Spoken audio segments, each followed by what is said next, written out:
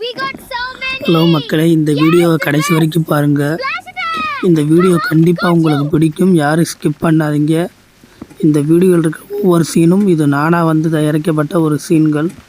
இந்த வீடியோ கடைசி வரைக்கும் பாருங்கள். யாரும் ஸ்கிப் பண்ணாதீங்க. இது ஒரு உண்மை கதை, இது ஒரு உண்மை சம்பவம். யாரும் மிஸ் பண்ணாதீங்க. இந்த வீடியோவை கடைசி வரைக்கும் பாருங்கள். இப்போ நம்ம வீடியோக்குள்ளே போகலாம். 1980களில் ஒரு சிறிய தென்னிந்தியா கிராமம். காலையில் சூரியன் மெதுவாக எழுந்து பசுமை நிலங்களை தொட்டு ஒரு புதிய நாளையே ஆரம்பிக்கிறது. அந்த கிராமத்தில் ஒரு சிறிய குடிசை வீடு. அந்த வீட்டில் ஒரு அம்மா, அவளோடு 2 குழந்தைகள், ஒரு தங்கச்சி, ஒரு தம்பி. வாழ்க்கை எளிமைதான், ஆனால் அன்பு நிறைந்தது. ஒவ்வொரு காலையும் அம்மா முதலாவது எழுந்து அடுப்பில் தீ ஏற்றி கஞ்சி சமைப்பாள். குழந்தைகள் தூக்கத்தோடு எழுந்து பள்ளிக்கு போக தயாராகி இருக்கிறது. அவர்களுக்காக அம்மா சிரிச்சுக்கிட்டே டெய்லி சாம்பார் சாதம் கட்டி தருவாங்க. அதற்கு பிறகு அந்த குழந்தைகள் சந்தோஷமாக அந்த சைக்கிளில் போய்கிட்டே இருக்கும்போது அம்மா 100 நாள் வேலைக்கு போவாள். வெயில் எவ்வளவு கடுமையாக இருந்தாலும் கைகளில் வலிதலும் மனசு மட்டும் ஒரு விஷயத்தில் இருக்கும்: என் பிள்ளைகளுக்கு நன்றாக சாப்பிடணும். ஒரு நாள் அவள் காத்திருந்த சம்பளம் அவளோட கணக்கில் சேர்கிறது. அந்த செல்போனை சிரிச்சுக்கிட்டே பார்க்கிறாள். அவளுக்கு பெரிய சந்தோஷம்.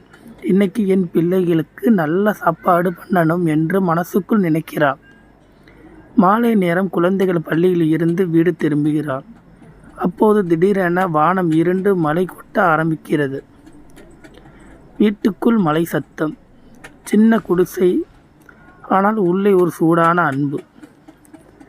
இன்னைக்கு என்ன சமைக்கலாம் என்று அம்மா கேட்கிறாள். தம்பி உடனே நண்டு வாங்கி சாப்பிடணும் என்று சொல்றான். தங்கச்சியும் சந்தோஷமாக சிரிக்கிறாள். அம்மா வெளியே மழை பார்த்து, மழை ரொம்ப அதிகமாக இருக்கு, நாளைக்கு போகலாம் என்று சொல்றாள். ஆனால் அந்த 2 குழந்தைகள் அம்மாவை பார்த்து, நாங்கள் போயிட்டு வர்றோம் அம்மா, நீங்கள் கவலைப்படாதீங்க என்று தைரியமாக சொல்கிறாங்க. ஒரு பழைய சைக்கிளை எடுத்துக்கிட்டு மழையை எதிர்த்து அவர்கள் இருவரும் பயணம் தொடங்குறாங்க. மண்வழி சறுக்கலான பாதை. மழை முகத்தில் அடிக்கிறது, ஆனால் அவர்களின் மனசு மட்டும் உறுதியாக இருக்கு. அப்புறம் ஒரு சிறிய சத்தம்: சைக்கிளில் பஞ்சர். தங்கச்சி அங்கே நின்று விடுகிறாள். தம்பி மட்டும் நான் உதவி எடுத்து வருகிறேன் என்று ஓட ஆரம்பிக்கிறான். சில நேரம் கழித்து ஒரு மாட்டு வண்டியுடன் திரும்பி வருகிறாள். தங்கச்சியை அதில் உட்கார வைத்து மீண்டும் பயணம் தொடங்குறாங்க. மார்க்கெட்டில் இருந்து நண்டு வாங்கி மீண்டும் வீடு திரும்புகிறாங்க. ஆனால் வழியில் ஒரு தவறு.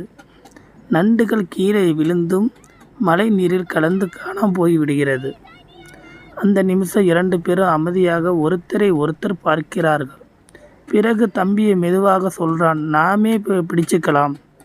அவர்கள் வயலில் இறங்குறாங்க. மழை இன்னும் பெய்து கொண்டே இருக்கும். மண் தண்ணீர் கஷ்டம், ஆனால் அவர்கள் கைகளில் விடமாட்டாங்க. நண்டுகளை பிடிக்க ஆரம்பித்தார்கள். ஆனால் தங்கச்சி சிரிச்சுக்கிட்டே நத்தையும் சேகரிக்கிறது. சிறிது நேரத்தில் ஒரு சிறிய கூடை நண்டுகளை நத்தைகளையும் நிரம்புகிறது. மழை மெதுவாக குறைகிறது. அவர்கள் மாட்டு வண்டியில் மகிழ்ச்சியோடு வீடு திரும்புகிறாள். வீட்டுக்குள் வந்தவுடன் அம்மா அதை பார்த்து ஒரு நிமிஷம் பேச முடியாமல் நிற்கிறாள். அவள் கண்களில் கண்ணீர், ஆனால் அது துக்கம் இல்லை, அது பெருமை. அவள் நண்டுகளை சுத்தம் செய்து நத்தையும் வறுவல் நண்டு குழம்பை அன்போடு சமைக்கிறாள். அந்த இரவு 3 பேரும் ஒரே தட்டில் சிரிச்சுக்கிட்டே சாப்பிட்றாங்க. அந்த உணவு சாதாரணம் இல்லை, அது அன்பு முயற்சி குடும்பம். பிறகு ஒரு பழைய கொசுவலையில் கீழ் 3 பேரும் அருகே படுத்து வெளியில் மழை மெதுவாக பெய்கிறது. அவர்கள் முகத்தில் ஒரு அமைதி, ஒரு நிறைவு. பசி வந்தாலும் அன்பு இருந்த வாழ்க்கை இனிமைதான். இதுதான் கதை. லைக் அண்ட் சப்ஸ்கிரைப் பண்ணுங்கள்.